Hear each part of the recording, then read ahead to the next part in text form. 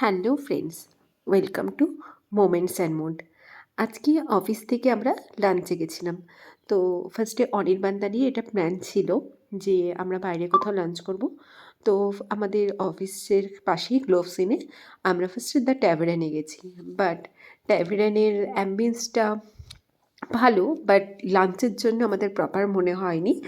তো তার জন্য আমরা ট্যাভারেন থেকে বেরিয়ে আমরা চলে গেছিলাম স্লাই ফক্সে। আমার তো স্লাই ফক্স দারুণ লেগেছে।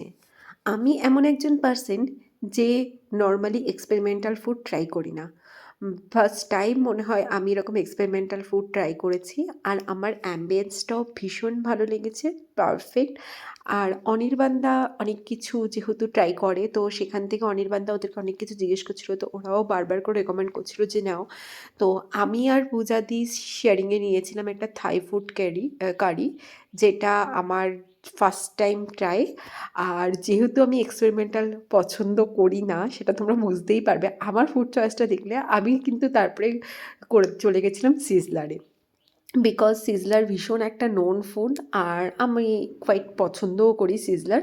তো সেই হিসাবে আমি একটা চিকেন সিজলার নিয়েছিলাম, আর পূজাদি নিয়েছিল থাই কারি, আর অনির্বাণদা কিছু একটা স্যালমন ফিশের ডিশ নিয়েছিল। আমার এক্স্যাক্টলি নামটা মনে নেই। But I must say food quality was great. মানে আমার ফার্স্ট টাইম মানে থাই কারি ট্রাই করলাম আমি, থাই কারি আমার ভীষণ ভালো লেগেছে। এই যে এটা হচ্ছে পূজাদি, আমার অফিস পার্টনার, আর অনির্বাণদা তোমরা দেখলেই। তো এটা হচ্ছে আমাদের একটা হোয়াইট রাইসের সাথে থাই কারিটা করেছিল, সার্ভ করেছিল। এটা গ্রিন থাই কারি, চিকেনই ছিল, তার সাথে বিভিন্ন রকমের ভেজিস ছিল।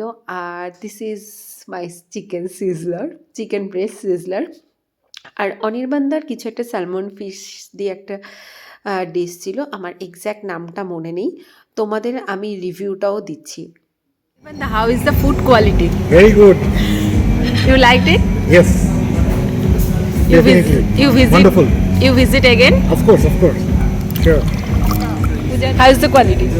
Very good. Ambience? Nice. So from my side, Sly Fox highly recommended. তোমরা যারা স্লাই ফক্স ট্রাই করেছো, রিভিউ দিতে কমেন্টে ভুলো না। ভালো লাগলে লাইক অ্যান্ড সাবস্ক্রাইব করে দিও। Thank you.